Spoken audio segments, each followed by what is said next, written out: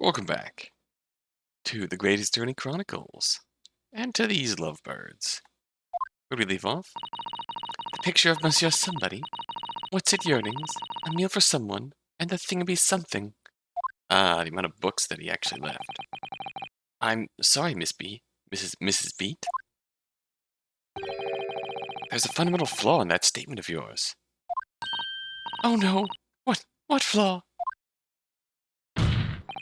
Simply that, at the scene of the crime, there were only 3 books, not 4. What? This is the receipt from the bookshop where the defendant bought his books. Your books? No, his books. Oh wait, yeah. Yes, it details Mr. Natsume's purchases that day. As you can see, only 3 books are listed.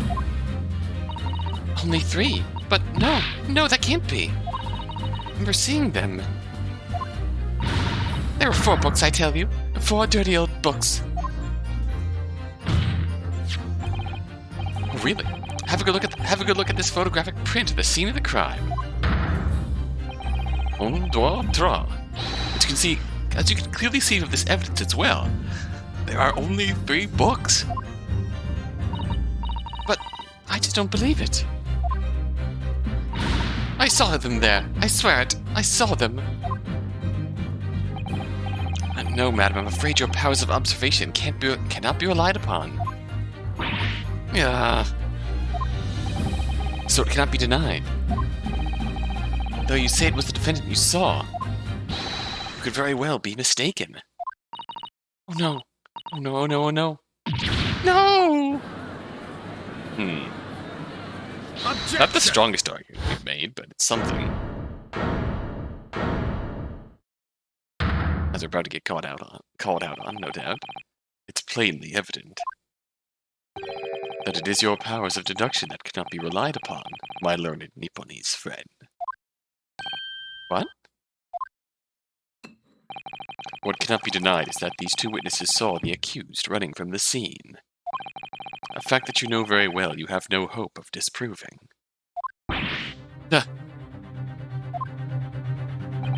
So you've striven to avert attention from that by dint of some inconsequential discrepancies. Would that be fair? He sees right through me. But your plan has somewhat recoiled against you. What are you talking about? It's quite simple. Let me explain. With a toast. To the policeman's wife and her entirely accurate testimony, in every respect. Oh. You see, the matter is not up for debate. At the scene on Briar Road, a total of 4 books were most definitely found. Eh? Objection! But what about the photographic print? It only shows 3 books.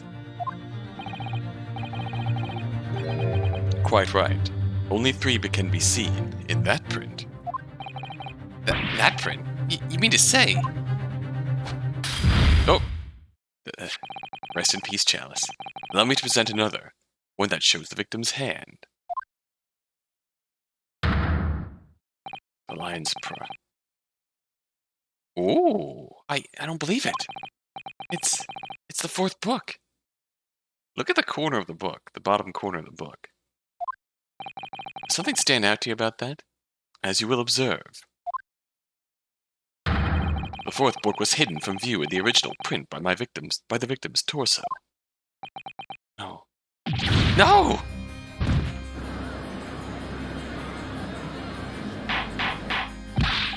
Order! Order! There, you see? Look at that! Look! Yes. It's just like I said, isn't it, my darling? Yes, sir! Patricia's always right, sir. Let us study the receipt for the books purchased by the accused on the day in question. Mrs. Beat, the titles once again, if you please. Oh yes, of course. Picture of Monsieur Somebody or other. The picture of Monsieur Lecour. What's it, yearnings? Canterbury Yearnings. meal for someone. A meal for Gabro, in fact. As the court has just heard, the witness remembers the book titles flawlessly, save for a few minor details. Mrs. Beat's powers of recollection can only be described as exceptional. Did you hear that, Rolly? The gentleman paid me a compliment. Yes, sir. Flawless, sir. Patricia is flawless. But there are only 3 books on the receipt, and Mrs. Beat mentioned 4. There's nothing surprising about that. Clearly the 4th book is that which is shown in this photographic print. And I'm sorry, counsel, but does that not seem odd? Why should the 4th book be omitted from the receipt? It's not odd at all, my lord. As the photograph clearly shows, the 4th book was found in the victim's clutches. In other words, it belongs to the victim. The victim was holding her own book. I wonder, what became of that 4th book? Obviously, it wasn't overlooked by the investigating officers at Scotland Yard. I have it here as evidence. You will submit that and the aforementioned photographic print to the court, please, counsel. My pleasure, my lord. Second crime scene print. And the 4th book.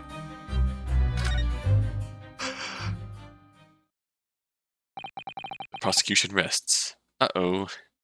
E.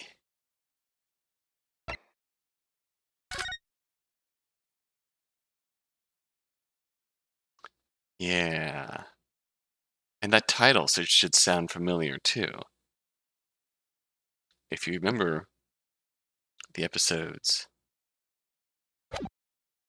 before we got to trial, remember everything we learned from the Garrideb's place, that title should sound very familiar.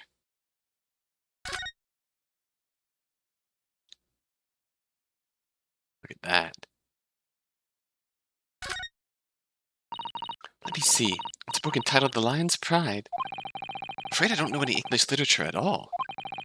So it wouldn't be something I've heard. Wait a minute. Lion's Pride? That's strange. I think I have heard of a book by that name before. And very recently, too. It's a title I recognize too, Mr. Naruhodo. Indeed. Gamer keys.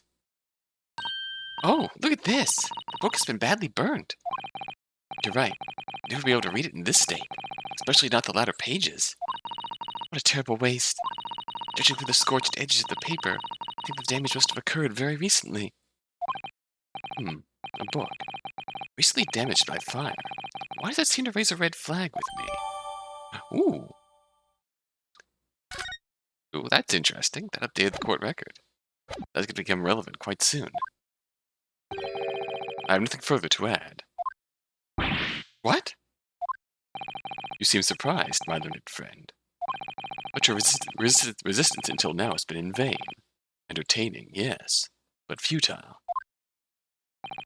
Spurious, no longer route to the accused's lodgings that you tried to establish in your summation examination, and the attempted discrediting of the witness's powers of recollection in your cross-examination. Futile. I walked right into this, didn't I?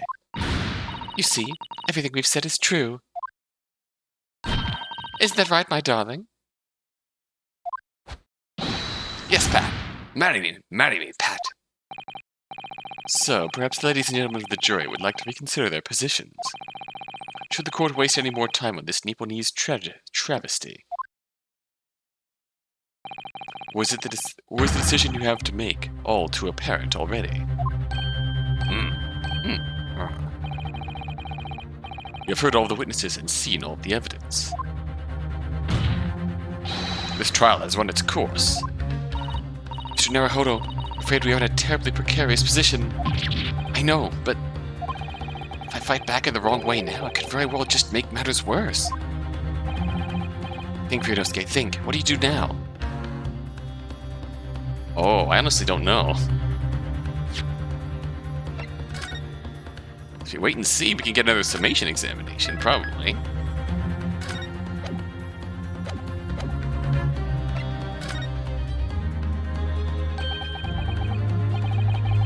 quiet now and see what happens. Well, it appears the defense has no objections at all to this juncture. In which case... Mr. Naruhodo, was it not clear? The case where the defense is in great danger. Yes, I realize that, which is why I decided to let the sweat drip from my trembling brow in silence. Nah. You're so right, sorry. If we don't say anything now, it'll be all over. It won't end well for us. I can't let that happen. Hold it! Okay, but thou must. No, wait, the defense. Objection! What? The defense will have to wait. Because that sapless hesitation cannot go unpunished. Oh, okay. Ah! Is your derisive finger-pointing punishment enough? No, my learned friend. It's over. That last cross-examination was your final chance to establish a credible defense, and you failed. The die has been cast. There is no more room for debate. Well, it might be over as far as you're concerned, but... Oh, I can't think of what to say.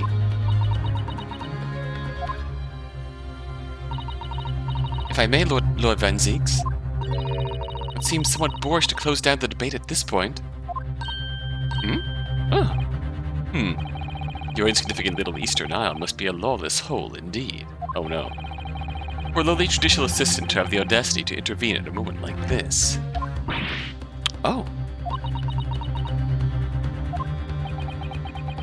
Well, Naruhodo. I am, to my shame, still a very inexperienced lawyer. So you'll have to forgive me, but I consider my assistant's advice essential and her opinions invaluable. Mr. Naruhodo! Yeah. Good man. One of this land's great guiding principles is tolerance. So, the court will hear you, madam. Go ahead, Mr. Zato, please. Very well. Pray, what insight can you give us? What have we all overlooked in this matter that you see fit to pursue further? Well, the court has been presented with new evidence, but only after the last cross-examination finished. I see. You believe that this new evidence warrants further examination, do you? Mr. Naruhodo, what do you think? It's just possible that this new evidence might be the decisive proof we've been waiting for. The judge is sure to ask the members of the jury to announce their learnings in a moment. Leanings? And of course, he's sure to ask you to explain what the crucial piece of evidence is and why. So we must take this opportunity to examine the newly presented evidence as thoroughly as possible. Yes, I understand. And thank you, Mr. Zato. This is it. Mr. Zato-san has managed to win us one last chance here. Can't let it go to waste. Defense wishes to present evidence, my lord.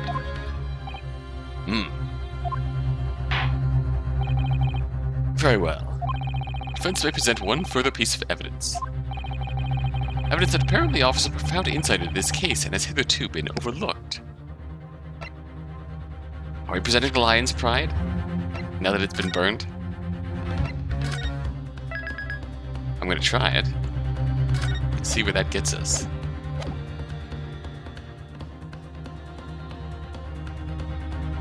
Take that!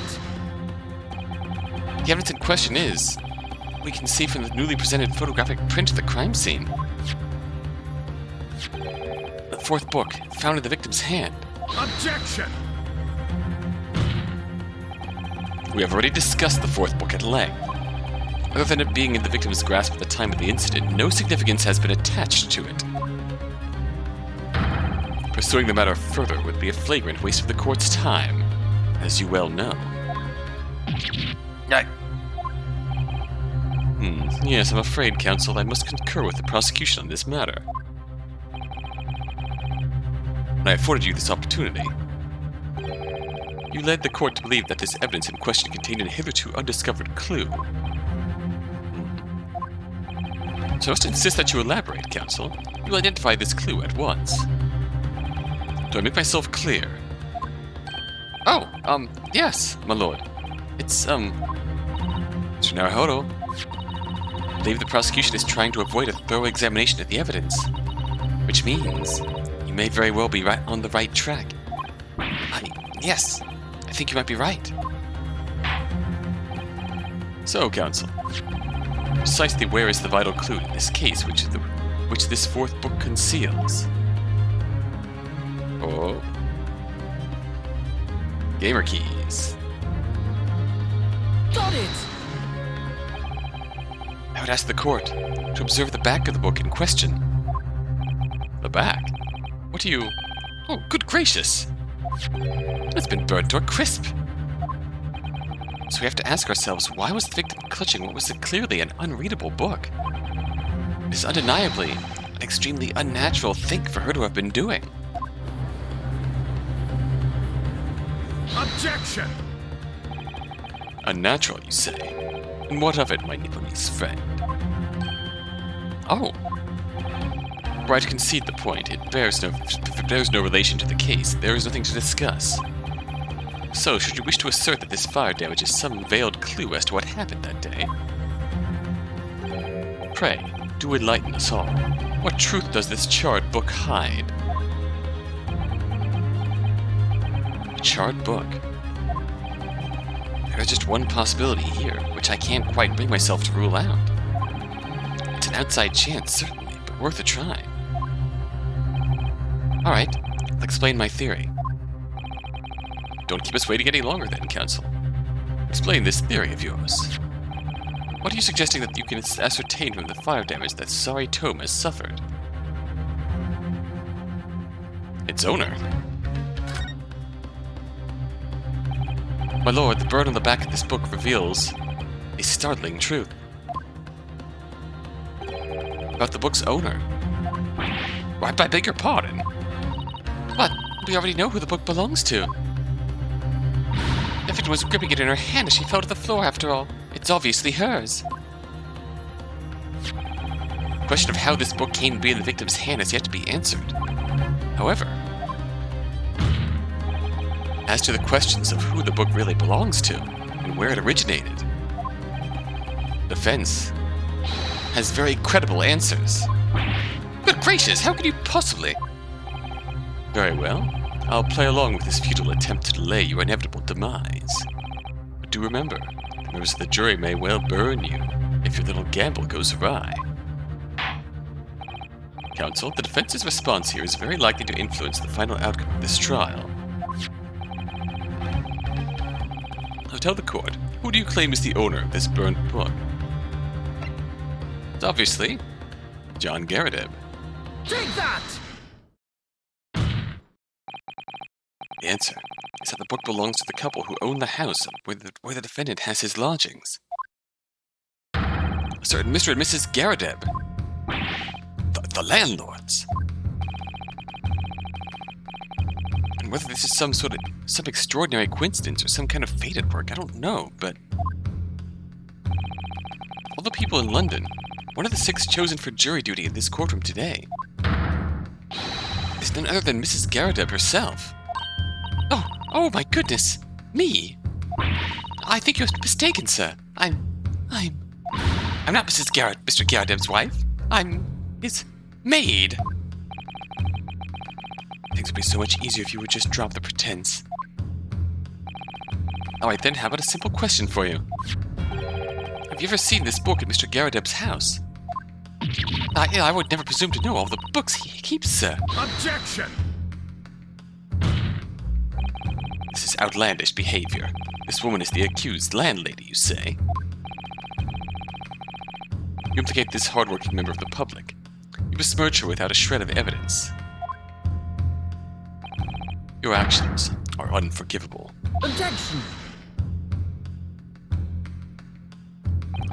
This is not mere conjecture. The defense happens to know. On the day in question, at almost exactly the same time as the victim was stabbed on the pavement below, another incident was taking place in the room on the top floor of Mr. and Mrs. Garrideb's house. Good lord, what sort of incident, counsel?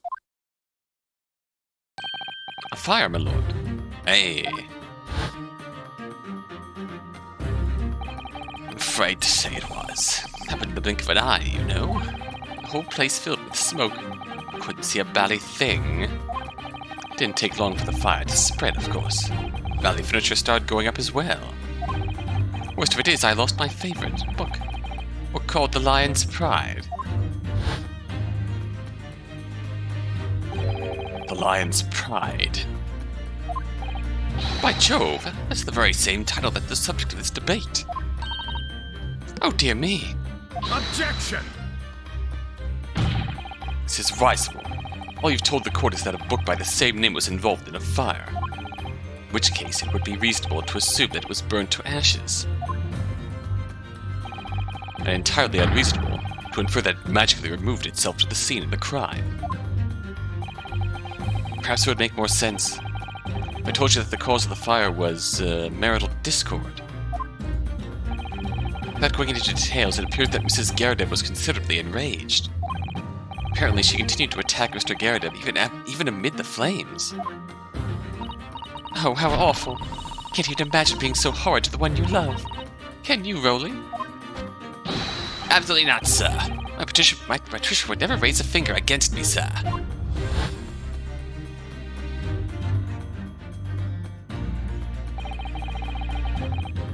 Oh. And all my favorite old novels in that case. And as soon as the fire got hold of them, that was it. Whoosh, up in smoke. And the wife started hurling things at me. There was I, back up against the window, under heavy enemy fire. Incendiary books incoming, 10 to the dozen. The man had his back up against the window, and he had burning books thrown at him. Goodness gracious! Oh, are you suggesting? The book was thrown through a window and landed coincidentally at the scene of the crime. Objection! No. A thorough investigation of the surrounding area was conducted the very evening of the incident, and there was no report of the Garrideb's window pane being broken. That's quite true. We also saw no sign of broken glass when he visited the Garrideb household. Is it not conceivable that the window was open at the time and not even remotely? Let's not forget the season and the chilly weather that accompanies it. No Londoner would ever leave a window open in the middle of winter.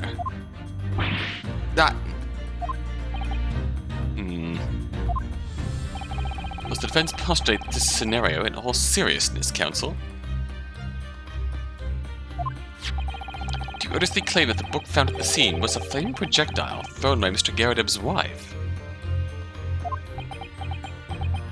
I believe it's a possibility, my lord.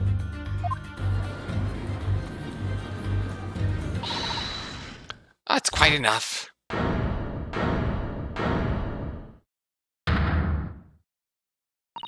Well, I hope that everyone can see you for what you are now, little foreign trickster. Uh-oh. You call yourself a lawyer, but you're just a coward. A beaten coward. What, really?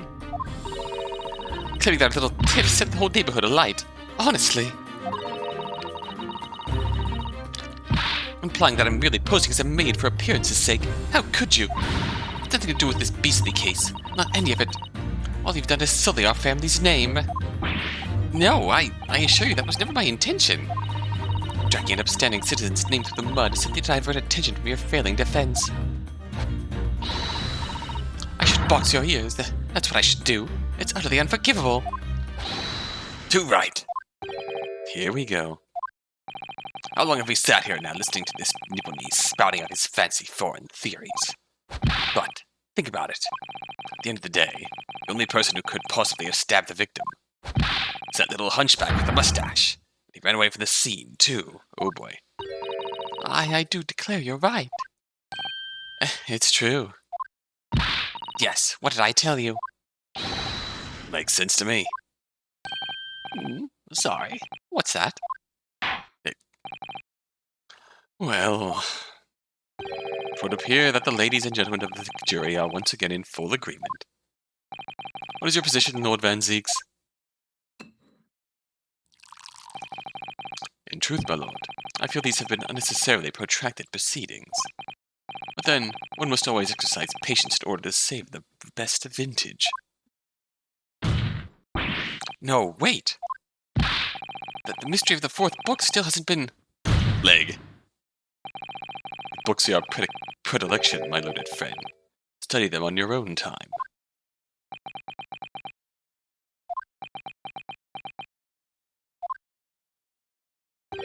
What?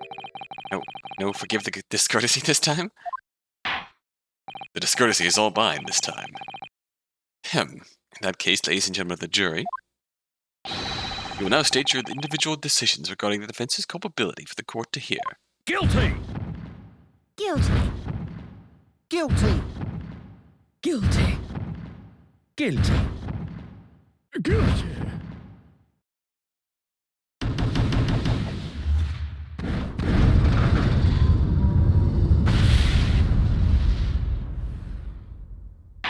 Here we go again. Thank you for that unambiguous response. That's twice now. It's over. Mr. Naruhodo, don't give up. Mr. Zato, have you forgotten? The battle isn't over yet. You're not suggesting... Of course. The defense has the right to another summation examination at this point. You're still convinced the jurors to change their minds. You have one more chance. My lord, defense asks to exercise its right to a summation examination. You believe you still have tricks up your sleeve. I don't intend to trick anybody. I intend to uncover the truth. There's no time to be downcast. As long as there's a chance, I have to stay strong and determined.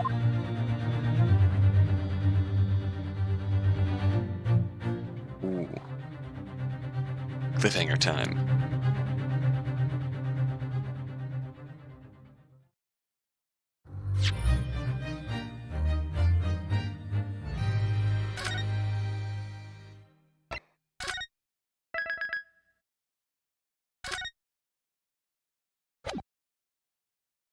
Just kidding, we're back now.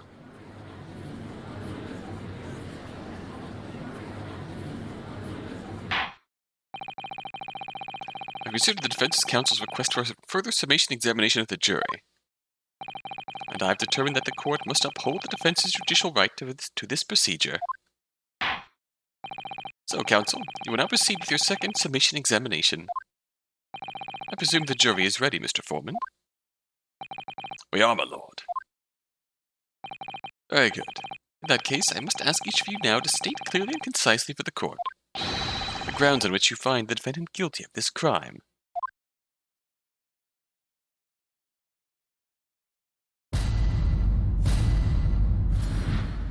Here we go. The juror's contentions. The accused left behind evidence at the scene, didn't he? Those 3 books of his. If there was some novel alternative explanation about how the victim was stabbed, that might be considered. Even if the woman was throwing books, it can't be related to this crime that the window was closed, can it? Dearie me, if it's only a little book, hardly life-threatening, even with a direct hit. Look, I just want to get this over with. If I don't bring ours home some pay tonight, I'll be in a tiny bit of trouble. Come to think of it, we had a fire at home a while ago. It gave me the sneezes. Thank you, juror number 6. You are a delight as always. Yes. Considerably more tangible arguments from all members of the jury this time around, it seems.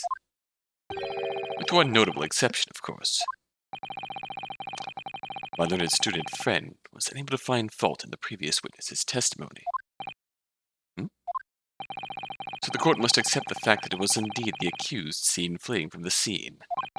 And moreover, no one else was even at the scene to commit the crime. Well, if the eyewitnesses are correct, it would seem as if the conclusion is somewhat set in stone. I fail to see how it can be argued any other way. That means, I'm afraid, during this summation examination, it's essential that you establish some other tangible explanation for the facts. But how?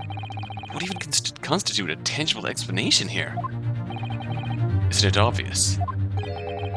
Who stabbed the woman, and how? Those 2 details are all you need to provide. Simply give us a name and a method by which the attack was conducted. And there I was thinking this might be hard.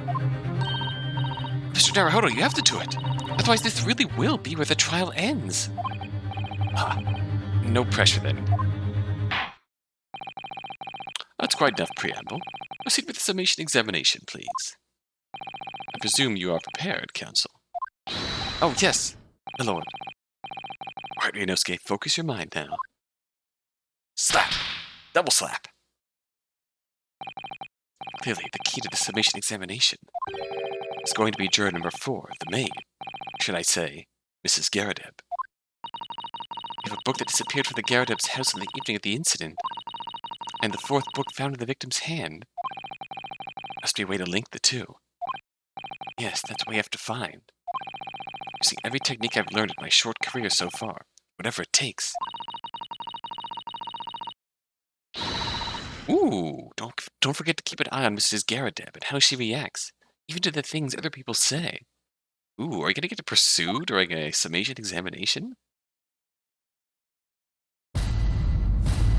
Hello, Rolly and Patricia, watching eagerly from the shadows.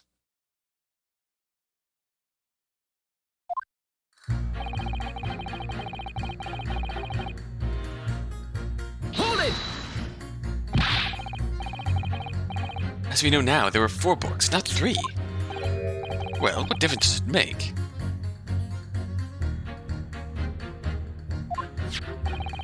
There's every possibility that the 4th book, in fact, belonged to the defendant's landlord. Yes, that's the part I have a problem with. Sorry?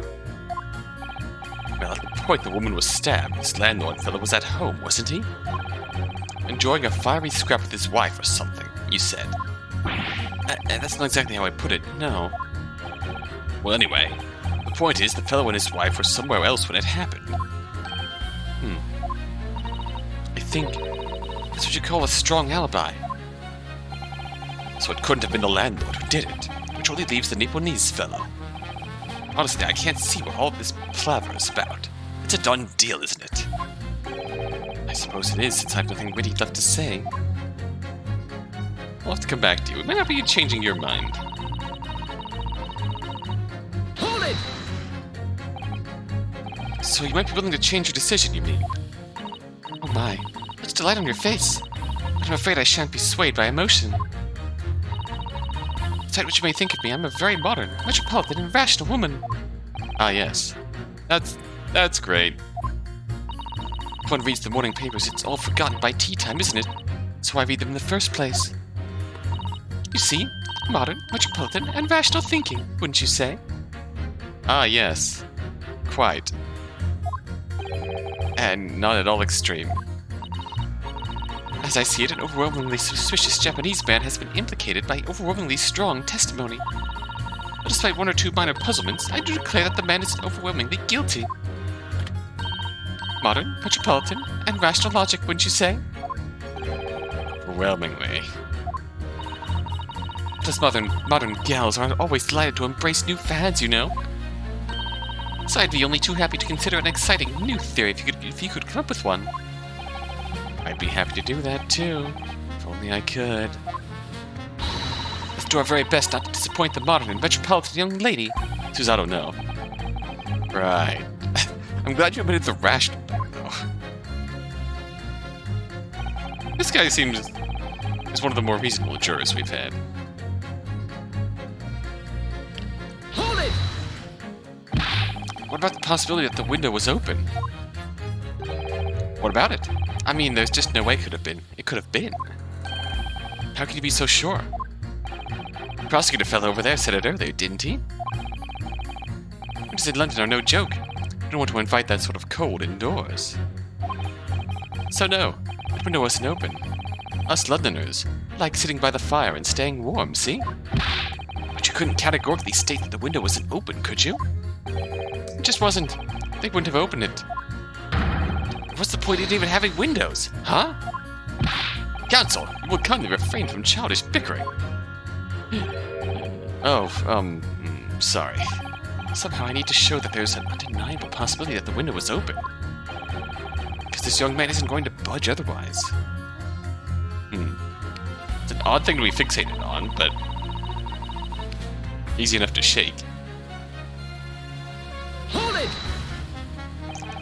little book was on fire at the time, was it not? With flames of love, I'll have you know. There's really no such thing as a loving incendiary bomb. Swat. What he wanted to put on himself. It's playing with fire to betray a fiery love. Isn't it? Well, don't you agree? Oh, well, any kind of betrayal is certainly a bad thing, yes. But I think the argument might have arisen out of your misunderstanding, Mrs. Garrideb. Never you mind that. The point is we were just having a jovial little dispute, nothing more. And I won't have any more of these suggestions that it wasn't anything whatsoever to do with this crime. Right, well, we'll see about that. What about juror number 5? Oof. Doesn't seem to be turning a hair at Mrs. Garrideb's relentless onslaughts. It's almost as though he's used to it. What a gentle soul he is.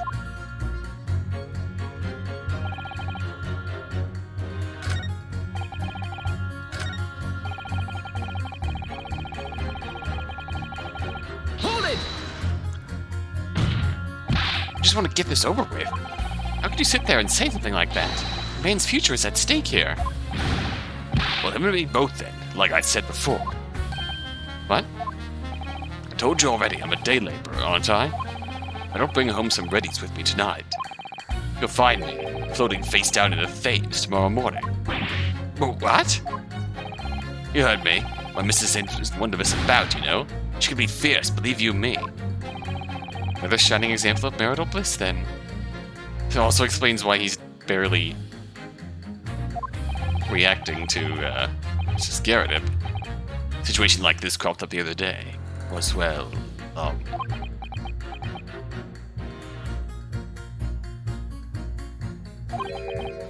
You know, it's funny, but I can't quite remember. Sorry? It was too frightening. That's the thing. Must have blocked it out. Helpful. Mr. Beat will ever be dragged into the Thames by his scarf. Don't even go there, Mr. Zato. Don't even go there. Please tell me to jog his memory about this.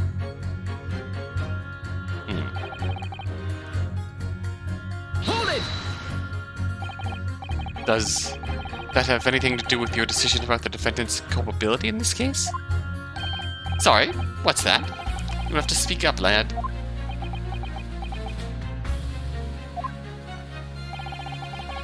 Could you tell us more about that fire? My decision. It was last winter. My grandchildren baked me a lovely cake on my birthday. It had 75 candles on the top, it did. What a sight to behold it was. You could put candles on a cake? What, was it some kind of devil worship? Of course not, it was an angel cake. To celebrate my birthday, obviously. It seems that's a common custom here in Great Britain, Mr. Naruhodo.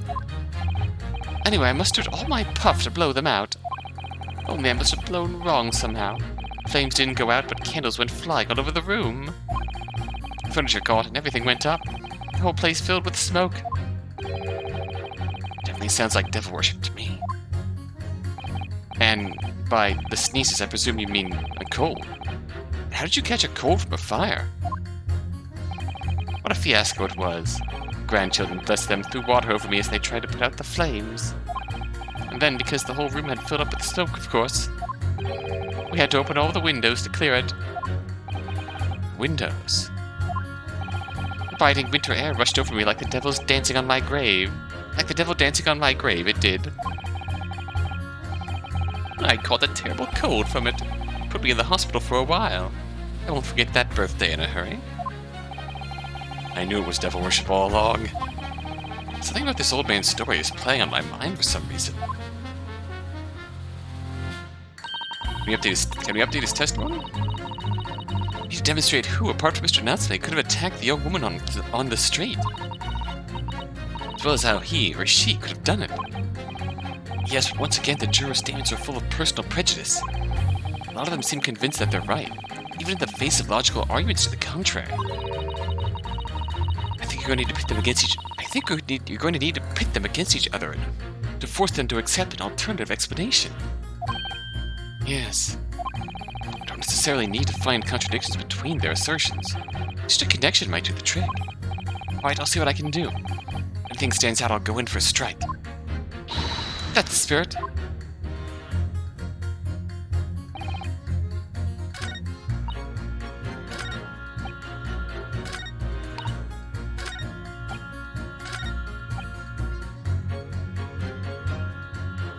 Hold it! Did you change your statement from before? Well, yes, it was one of my most memorable birthdays, you see. I couldn't let it go unremembered. I'm sure the defendant will be delighted that you're using his trial to explore your past. And how is that memory related to this case exactly? Sorry. What's that? You'd have to speak up, I'm afraid. Never mind. He's as deaf as a post. When he wants to be. Actually, this old man's anecdote might just provide the alternative explanation I need to make my point to some of the other jurors. We used unlit candles on my birthday this year. It's safer that way. Yeah, probably.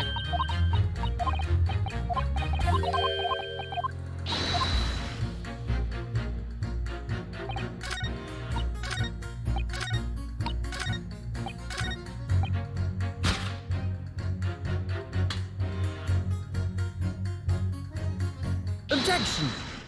The obvious connection. These two jurors' statements clearly contradict one another. They do? Oh, exactly, counsel. Don't point at me again. I told you it wasn't me. What's that you say? Speak up, lad. Speak up. Juror number 3. Do you see? Oh, me. See what, sir? Did you hear juror number 6's account of his birthday celebrations last year? It seems, despite being a Londoner, he once opened his windows in the middle of winter. Well, yes, of course, because there was an emergency. I mean, obviously, if the room was filled with smoke from a fire, then you'd be mad not to open the... There it is.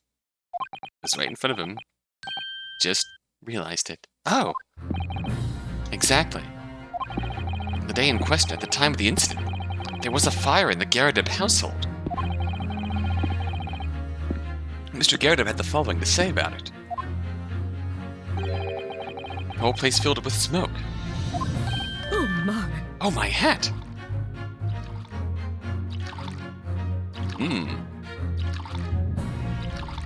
Excuse me! Juror number 4, do you have something to say about that?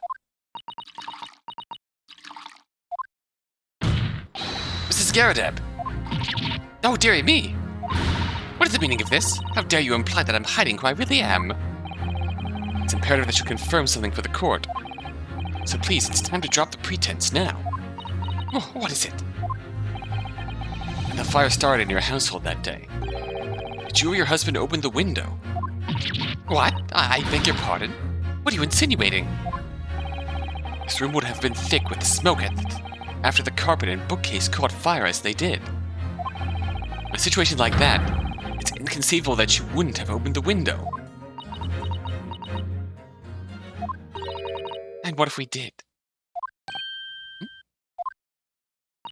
Oh, all right then. Yes, you're right. My husband was frantically trying to open the window, which can't have been easy since I continued to give him a justly deserved book battering. Even though your house was on fire. Oh, you never stop throwing until the anger subsides. It'd be terribly bad for the nerves to do otherwise. Ah yes, healthy coping mechanisms in marriage. Of course, I should have realized. It's a significant step forward, Mr. Naruhodo. Managed to establish that the window was open. Simply must have that added to Mrs. Garrideb's formal statement.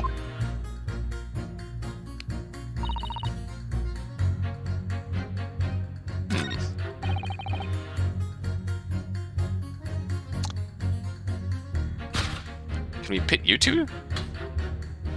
Objection! No, we can't. Your statements clearly contradict each other. What?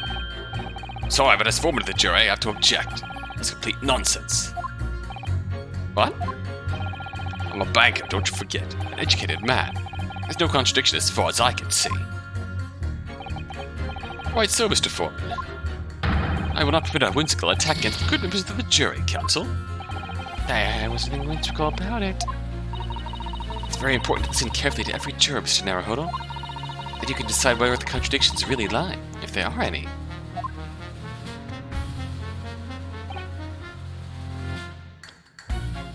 Hold it! At the point where the victim was attacked on Briar Road. You know, there was a small house fire in the Garrideb household on the opposite side of the street. Well, yes, it certainly seems that way. On account of the smoke, I imagine they would have had the windows open in spite of the cold. Excuse me! Juror number 4. Oh, dearie me, what is it? That last statement troubled you in some way, perhaps? The only thing troubling me is that little Japanese lodger with the funny mustache. After all, when a lodger moves in, it's rather like having a new member of the family arrive. Might be an idea to use the new member of the family's name then, instead of that little Japanese lodger. The point is, it's very difficult to know what would make a good welcome gift for the man. A book, or something nice to eat. Putting aside concerns about presents for the moment, could you maybe focus on the present concerns at hand?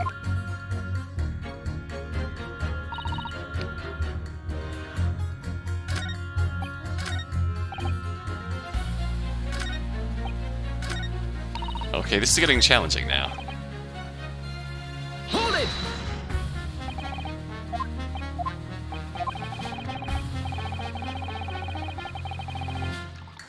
Right, the cold. Also, that Mrs. Garrideb was throwing flaming books at her husband. Her husband, who was backed into the corner by the window due to his wife's frenzied attack. Yes, that's right. Well, there's definitely a chance that one of the books could have flown past the man and out of the window. Only. Only what? Only I can't really see how it could have gone all the way over to the other side of the road. That's all. I don't really see how I can change my decision, really. Oh, I see. That wasn't enough? What is it going to take to persuade these people?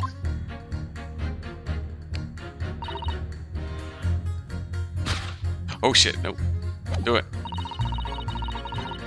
Hold it! The fourth book found at the scene of the crime shows very obvious signs of fire damage. The title of the book is The Lion's Pride. The same title, in fact, as the book that Mr. Garrideb told us he had been reading. Well, I really couldn't say. The day in question, did you or did you not throw at your husband the copy of The Lion's Pride that he had been reading?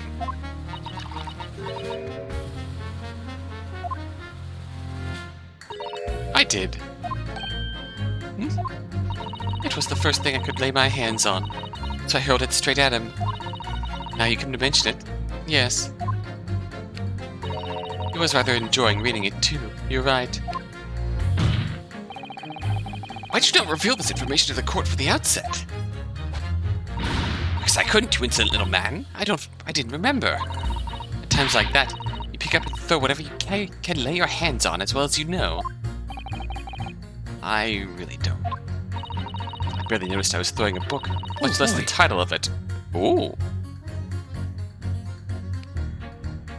Excuse me! I like that shocked face of yours, though. What is it, juror number 5? You know something? I remember what it was. That memory I'd blocked out. Oh.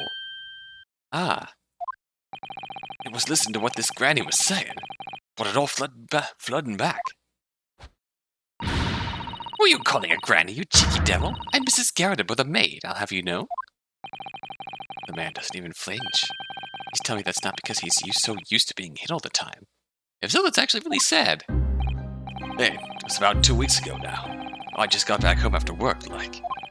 Put my hand in my pocket for the wages I'd just earned that day. I nearly died. It was a hole. Every last penny had dropped out. Oh dear. What a disaster. You haven't heard the half of it, boy. Oh? My wife was cutting up some chicken at the time. I couldn't hardly get the words out, but I told her straight. I've lost the day's wages, love. Next thing I knew, the blade was whistling past my ear. Stuck into the wall next to me, it did. About an inch deep. words, just terror. I could smell it then, you know, that god-awful stench of the Thames. I was sure I was going to end up face down in the muddy banks that night, I tell you. Now, that's a real disaster, isn't it? I'll never use the word lightly again. Anyway, the point I'm trying to make is this. Women lose their rag. They'll throw anything at you. Knives, hatchets, hammers, you name it. Mr. Naruhodo, you mustn't think that all women are so short-tempered and unrefined. No, I wasn't thinking that. Throwing household objects at people is, well, it's so uncivilized. At least attack with honor, using a bow or the like. Susato! Attack? Who are you going to attack? Never mind. Anyway, this man's words. Could be rather significant, I think. Alright, we'll come back to the bow and arrow thing later. If I dare.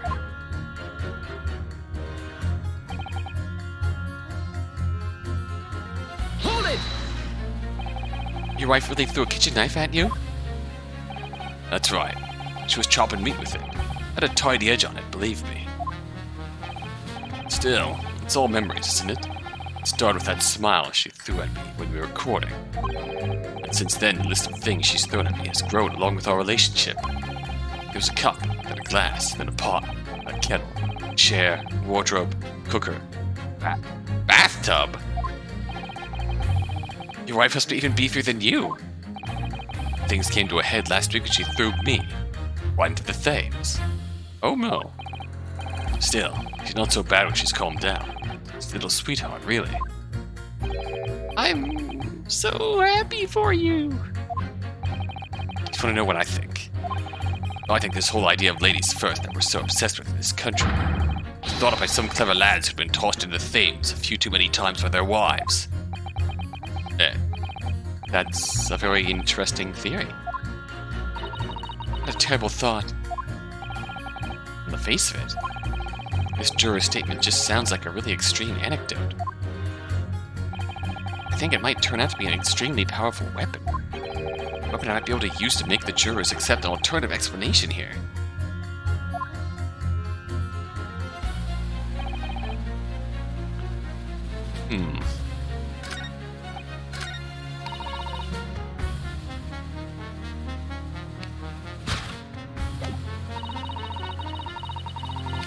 We're getting more bits and pieces things here.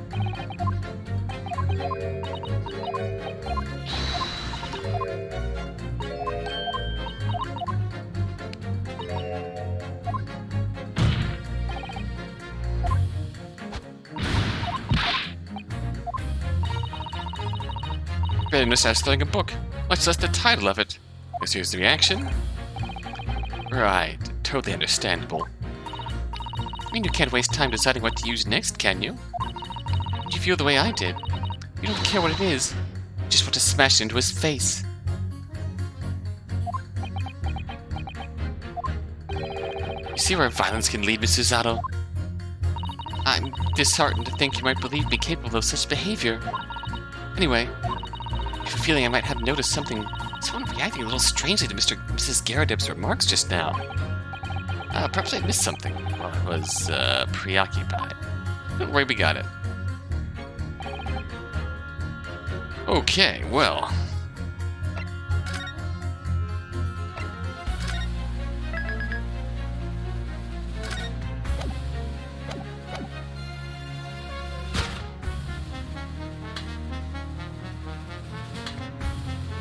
Do we go right for this? Objection! We do. These two statements clearly have a deeply significant connection. Good grief, you mean they don't contradict each other? Explain, counsel, at once. Juror number 2, do you think perhaps that this could be one such novel alternative? Oh my, whatever do you mean? An alternative explanation as to how the victim was stabbed in the back. No, what are you talking about? He demonstrated that the fourth book, The Lion's Pride, that was found at the scene of the crime, originated in Mr. Garrideb's room, the top floor of his house. Therefore, it's equally possible that some other object besides the book could have found its way from the Garrideb household to the street below. What's that? What's that now? After all, Mrs. Garrideb could have thrown away any number of different objects at her husband.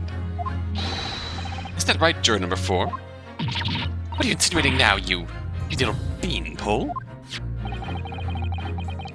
Can you think then? Ever since the true origins of this book came to light, Ouchie's had a feeling this might be what happened. Now you listen here, your Eastern Gala. As the foreman of this jury, I demand a straight answer. Give us this yarn about some other object making its way out of the house, but what? What was it? You're taking a big gamble here. It's a bold accusation to make. I haven't really any real evidence to back it up. I'm certain that at the very least this warrants further investigation. Alright, Mr. Foreman, I'll try to explain the defense's theory. The other object that found its way from the Garrideb household to the scene of the crime was...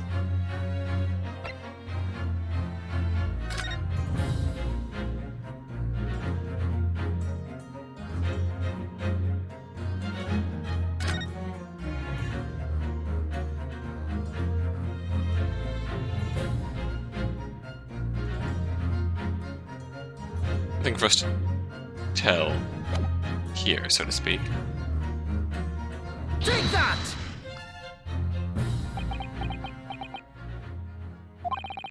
Juror number 4, Mrs. Garrideb. What? What now? I must apologize in advance for this. But I need you to confirm something else for the court. This knife. Have you ever seen this knife before? Ah. Good Lord, Counsel, what on earth are you doing? That's the weapon that was lodged in the victim's back, man.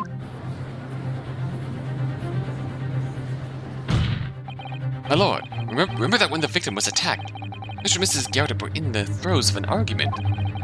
Mrs. Garrideb was hurling anything she could at her husband, who'd been backed up against the window. A window that had been opened to clear the smoke, to which a book sailed laying at the crime scene. You can't seriously believe that. The book was found in the victim's grasp. You think that it flew out of the window and across the street to land neatly in her hand. Oh. You'd mind Mrs. ain't got aim like that. Yes, I admit, there are many details we don't yet understand. That's the point. That's precisely why. Must not allow this trial to end. Not right now. Oh my. Ah! Mrs. Garrideb, your answer, please. Have you seen this knife before or not? Oh,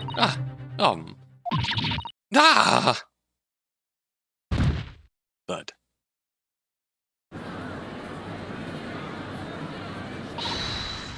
My lord! I wish to change my decision. I'm a woman of my word, after all. Thank you, madam. Yes, I agree. I certainly didn't see this coming, but... Oh! I just don't think it would be right for this trial to come to an end now with so many unanswered questions. I'm really shocked. I'm genuinely shocked we got fair play on our side. Mr. Foreman! I'd have to agree. Not that I think that Granny did it, mind. Hmm? Yes, you know what? I'm not quite happy about this at the moment either. All together now, ladies and gents. That's an interesting collection of... That is... Alright. We did it. Oh, congratulations, Mr. Naruhodo. So as a result of the defense's summation examination, the number of jurors' leanings have changed. 2 jurors called guilty, against 4 now calling innocent. Accordingly, the opinion of this court is divided. This trial will continue. What say you, Venzeeks?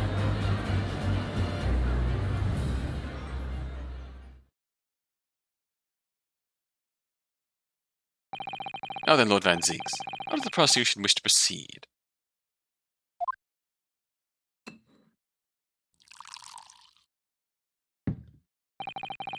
The This trial is rapidly descending into a farce.